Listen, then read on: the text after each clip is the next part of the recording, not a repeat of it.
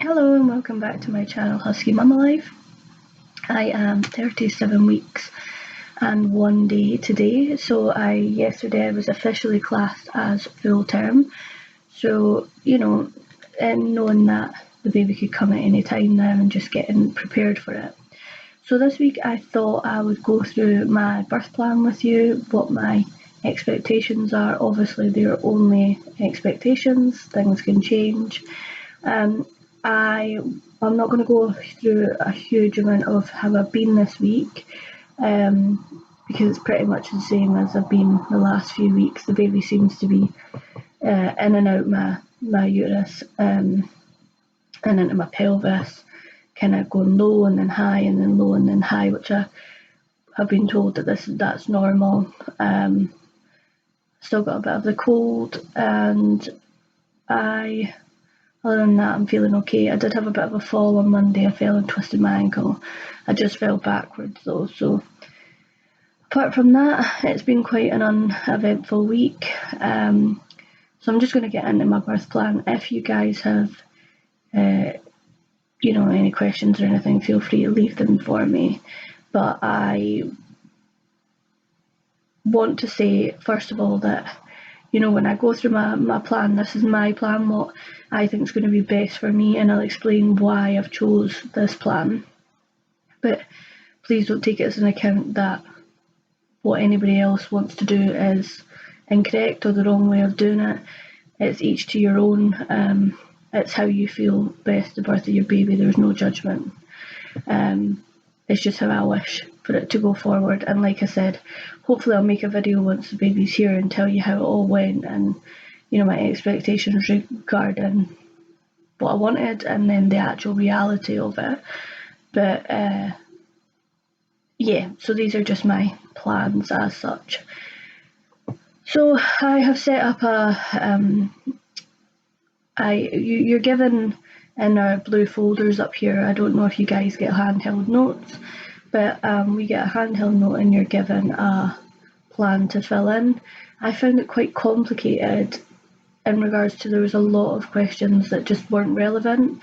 So I went onto the NHS website and they have one on there which is a little bit more simplistic, and it can be done online rather than handwritten, so you can kind of take out anything that isn't relevant and put in anything that is. So the big things that I have put on there is my condition. So I have a condition called fibromyalgia, which is a nerve and chronic pain condition.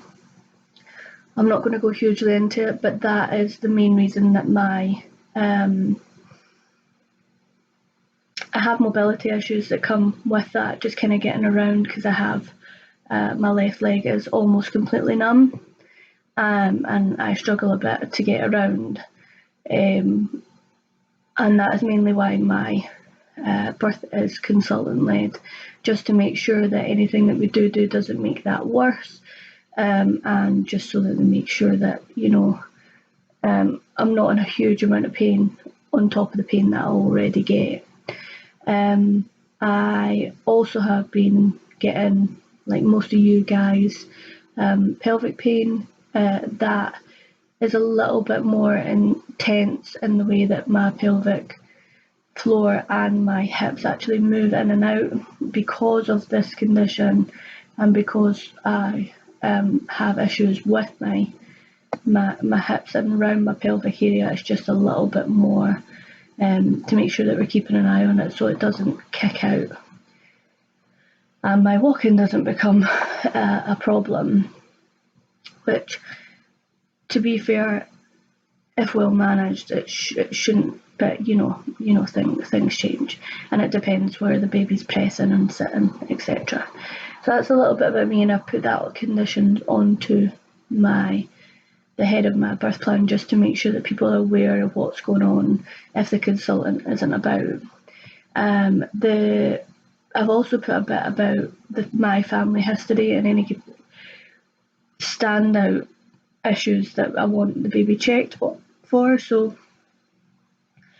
in my family, we kind of have this, I've spoken about it before, the Strep A, Strep B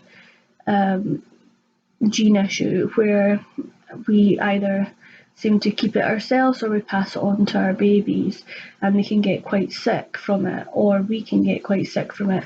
Now, like I said in the last video, I did have the test for it. That midwife had called me back just to say that that's all normal and there was nothing to show. Now, the consultant did say to me last time that if the test came back clear, it doesn't necessarily mean it's clear, but it just gives us a little bit of reassurance that I'm definitely not going to pass it on to the baby, although that doesn't mean that I still couldn't get it once the baby's here. So I've put that on to, for me and the baby, just to make them aware. And there's also my child that will get a hip scan due to my brother has hip dysplasia. He has had it since he was a child. He had to get his hips pinned back up, and my sister's had a few issues with their hips, just being a bit too supple when they were children. So the baby will just get a scan to make sure that it doesn't have hip dysplasia. I'm not sure if that's going to be done in the hospital. They seem to think that will be done. However, if not, then it's just to make them aware that appointment needs to be made to double check on that once the baby's here. So that's the two main things. If I haven't told you before, because I can't remember if I have or not, I'm due on the 22nd of October. I have decided to give birth in a water birth if that's available. The GBH, the Borders Hospital here, only has one birthing pool. It is a really quiet hospital compared to the Royal, which I mentioned before. Therefore, the hope is, fingers crossed, that it will be available for me to use. If not, things will have to change, but ideally I'm looking to go into the water birth side of things, if other than anything else. It will only be Rob that's with me, who is my husband, during labour. I was going to have my friend Amanda, like my best friend Amanda, to come with as well, but she's got a little boy that's just 6 months old, and it's kind of not fair to just take her away from that. So it'll just be, it's mine and Rob's first child, so it'll be nice just for it to be the two of us. The birthing equipment, like I said, that I'm hoping to use is the birthing pool itself, and I have been practicing the hypnobirthing techniques, which are in another video that I went through what I'm planning on using. My whole birth plan really is about just making it as natural as possible, as little pain relief as possible, just as much little interference from medical professionals. The main reason I chose this is when I have had several surgeries due to my condition, and I don't do very well with pain relief. I don't do very well with heavy pain relief. I get very sick and very just not there. And it's not like a lot of people where, you get a bit spaced out and then once you come to, you're fine. Mine seems to last for days and days and actually affects my walking, etc. So the reason the water birth was chosen was because of, in the hope that replaces the pain relief. Obviously it'll never replace like an epidural or anything like that, but they do say it's the natural epidural because you're weightless and the baby's not as prominently pushing on you. The hope is that it'll give me a bit of pain relief without actually having to have physical pain relief.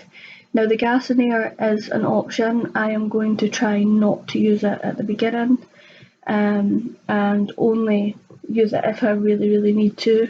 Again, just because of my nausea issues, and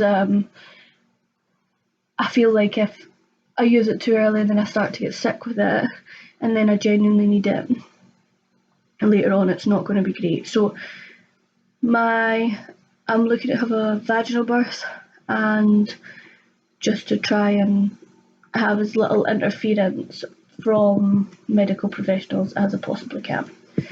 So that's my plan. Like I said, that can all change, although so far it seems so good. So again, I'm the only other thing I'd like to say about it, because really there's not much more you could say in regards to if you want a water birth, you're in the water, and there's certain things you can't use. But I want to try and move around as much of the labour as I possibly can. I'm not sure how that's going to be possible with my leg, but we'll just work it out. I did go into the hospital to try the birthing pool as well, because it was a concern about if I could get in and out the bath. I'm saying the bath, the pool, I should say. But it's been okay so far. My husband and the midwives and that will be there to help me, so I'm sure we'll be okay. The only thing I'm really petrified about throughout the whole birthing thing, like I said to you before in one of my previous videos, I was really quite scared about labour, and I've seemed to have got on board with it after doing these birthing techniques, and I'm just not that scared anymore. I'm pretty much ready to go. But the only thing that's still a continued worry to me is the where they do the cut, or the episiotomy. I think that's how you pronounce it. And I'd like to avoid that as much as I possibly can. I don't want to be cut if I don't have to be, and I believe that they don't do it as an everyday thing now. They only do it if they genuinely have to. But I don't know why, but it just kind of freaks me out, and I really would rather avoid it if I could. So yeah, that's the only thing that's kind of worrying me. So I have given strict instructions to my husband to say that we don't want to go ahead with that unless it's absolutely necessary. And I want to be asked permission before it happens. But yeah, so apart from that, I'm feeling I'm okay. I don't want to have the injections to bring out my placenta either. I just want to kind of naturally let it come out. I just think, the baby's going to have skin to skin, and I am going to try breastfeeding. So in that time, hopefully it'll come by itself. Just let it go, and do its thing. They also do the vitamin K injections, which I'm happy for the baby to have after it, and all its little tests and things like that. So yeah, so that's pretty much my birth plan. It's very simple, it's very easy to remember, I think, because it's just no to everything unless something changes. I'm hoping the pool, like I said, is going to be available, because if that's not, it kind of throws off everything else and how we want to move forward. So yeah, but let me know how you guys are getting on. If there's anything that you guys are going to be doing in your birth plan that maybe I've not talked about. But other than that, I will hopefully see you next week at my 38-week update. If you don't, I'm most likely having my baby. But yeah, thanks again for watching. See you later. Bye.